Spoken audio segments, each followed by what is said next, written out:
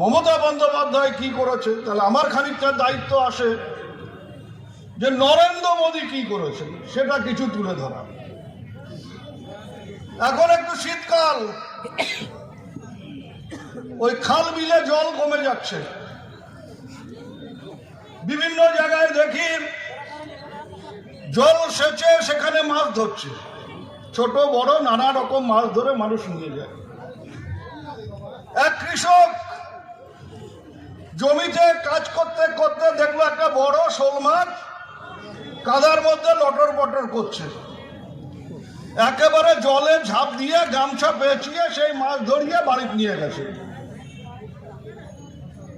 গিয়ে বউকে বলে যে আমাদের ভাগ্য ভালো, অনেকদিন পরে শোল মাছ খাবো, তোমরা এই মাছ কাটিয়ে ভালো করে রান্না করেন। বউ বলে যে তোমার কি মাথা খারাপ হয়েছে, এত বড় শোল মাছ রান্না করতে গেলে যে সর্ষের তেল লাগবে, সেই সর্ষের তেল কি আমার ঘরে আছে? তোমরা নিয়ে যাচ্ছেন এত বড় মাছ, এই মাছ কাটা যাবে না।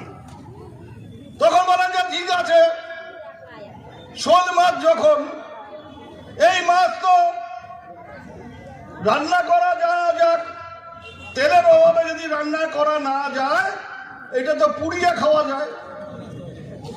বলে পুড়িয়ে খাবেন, গ্যাসের দাম কত, কয়লা পাওয়া যায় না, খড়ির দাম কত, এইটা হবে না, খাওয়া যাবে না, আমাদের কপালে মাছ খাওয়া নাই, তোমরা মাছটা নিয়ে যেটার থাকি ধরে নিয়ে আসছেন ওটা ছাড়ি দেন।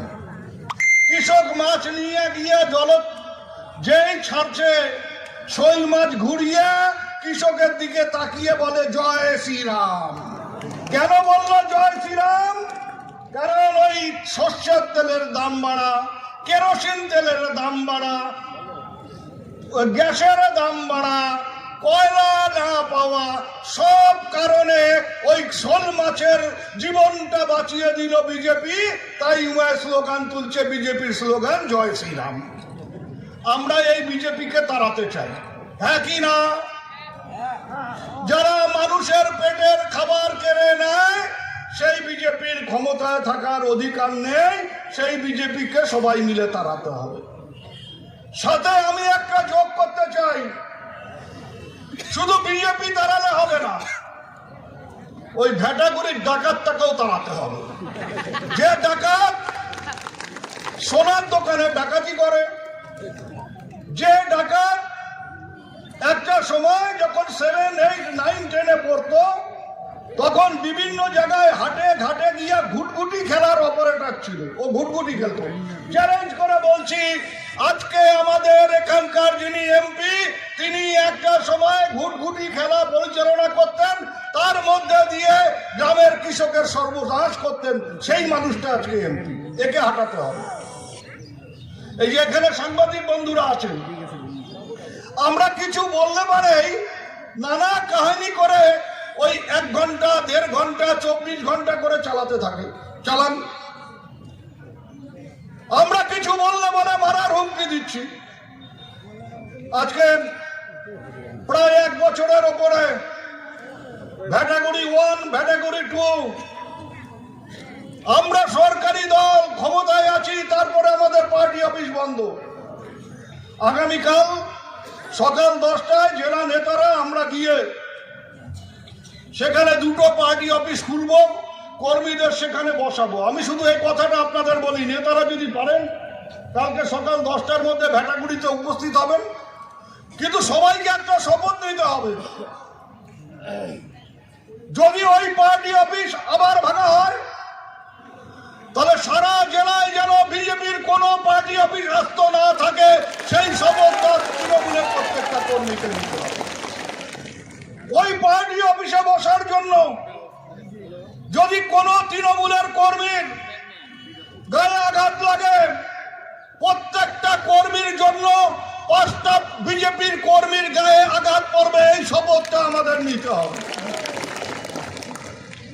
আমরা আগামী 3-4 মাস, যতদিন না লোকসভা নির্বাচন হচ্ছে, আমরা কোনো মিডিয়ার উপর নির্ভর করব না, কোনো সরকারি কর্মচারীর উপর নির্ভর করব না, আমরা ভুলে যাব যে আমরা সরকারে আছি। আমরা কোনো পুলিশের সহায়তা চাই না। পুলিশকে বলবো যে আপনারাও সঠিক পথে চলুন, আপনারাও ন্যায্য কাজ করুন, আমরা আপনাদের সাহায্য করব।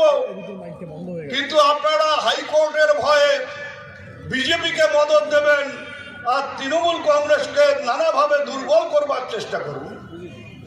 আমাদের কোনো কর্মী কোনো গোলমালে জড়িয়ে পড়লে পুলিশের পক্ষ থেকে নানাভাবে চাপ সৃষ্টি করা হয়। স্যার, চাপ আছে ওপর থেকে, ওকে সারেন্ডার করিয়ে দিন। আরে আমাদের কর্মী সারেন্ডার করবে, কিন্তু তার আগে ওকে যারা মারলো, ওর সাথে যারা লড়াই করবার নাম করে ওকে হাসপাতালে পাঠালো, তাকে ধরে দেখিয়ে দিন যে আপনার কোমর জোর শক্তি আছে। তা যদি করতে পারেন তাহলে আমাদের কর্মীরা সময় মতন সারেন্ডার করবে, এ কথা আমি বলতে পারি। আমি আজকে যারা এখানে আছেন বাঙালি সবাই, হিন্দু আছেন, মুসলমান আছেন, দেখে ভালো লাগে। আপনার আমার মুসলিম হিন্দু মা বসে আছেন, কোনো সমস্যা নেই, আমাদের সমস্যা হয় না। এই আর একটু বাদে সন্ধ্যা লাগবে, হিন্দু মা বোনেরা তুলসী তলায় বাতি দিয়ে শঙ্খ বাজাবেন। আমাদের নেতারা ছটফট করছেন, আর একটু পরে আজানের আওয়াজ হবে, শঙ্খ বাজবে, আজানের আওয়াজ হবে।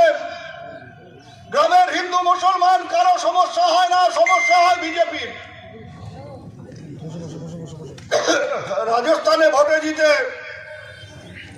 ঘোষণা করেছে রাজস্থানে নাকি রাস্তাঘাটে কোথাও আর মাছ মাংস বিক্রি হতে দেবে না। মাছ মাংস ডিম ওরা বিক্রি হতে দেবে না। পশ্চিমবাংলায় যদি ক্ষমতায় আসে বিজেপি, আপনারা মাছ মাংস ডিম শীতল এগুলো না খেয়ে থাকতে পারবেন তো? পারবেন? আমার হিন্দু মায়েরা যাদের স্মৃতিতে সিঁদুর আছে, স্বামীর মঙ্গল কামনা করে বিশেষ বিশেষ দিনে মুখে আঁশ লাগান, আঁশ ছোঁয়ান, তারা পারবেন তো আঁশ না খেয়ে থাকতে?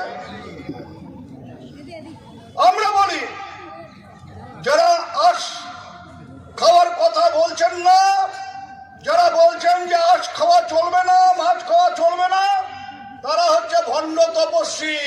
বিড়াল বলে মাছ খাবো না, আঁশ খাবো না, কাশি যাবো, তাদের মতন ভণ্ড আর কেউ নেই। আমরা যা খুশি খাবো, আমার পছন্দ মতো খাবো, আমার ধর্ম যেটা বলে সেই অনুযায়ী খাবো। আমরা কারো বাপের টাকায় মাছ খাই না, মাংস খাই না, ডিম খাই না, আমাদের অধিকার কেউ ছিনিয়ে নিতে পারবে না। আজকে এখানে কে বরেন না হরেন, যে এমএলএ হয়েছে কি নাম বরেন, তাকে নাকি দেখা যায় না, দেখা যাওয়ার কথাও না। সামনে ভোট আছে, আসবে। ওই এমপি কেউ দেখা যায় না, কেউ দেখেন না, ভোট আছে, আসবে। এরা জিজ্ঞাসা করবেন এতদিন কোথায় ছিলেন? 100 দিনের কাজ নেই, আমার অধিকার। সুস্থ মানুষ 100 দিনের কাজ করবে, 15 দিনের মাথায় তাকে তার মজুরি মিটিয়ে দিতে হবে। মজুরি দিতে 15 দিনের মাথায় না পারলে 16 দিনের থেকে তাকে সুদ সহ টাকা ফেরত দিতে হবে। আজকে 2 বছর হয়ে গেছে, আমরা কাজ করেছি, পাচ্ছি না টাকা। সারা ভারতবর্ষে অন্য রাজ্যে পাচ্ছে, আমাদের রাজ্যে পাচ্ছে না। লড়াই করবেন না? বিজেপিকে ধরবেন না? ওই যে রবি ঘোষ বলেছে ঝাঁটা গোবর, শুধু ঝাঁটা গোবর না, গাড়ির থেকে নামতে দেবেন না মায়েরা, ওদেরকে গাড়ির থেকে নেমে ভোট প্রচার করতে দেবেন না যতক্ষণ না 100 টাকার কাজের ওই 100 দিনের কাজের টাকা শোধ করতে পারছে। এটা আপনার অধিকার, সংবিধানে আছে।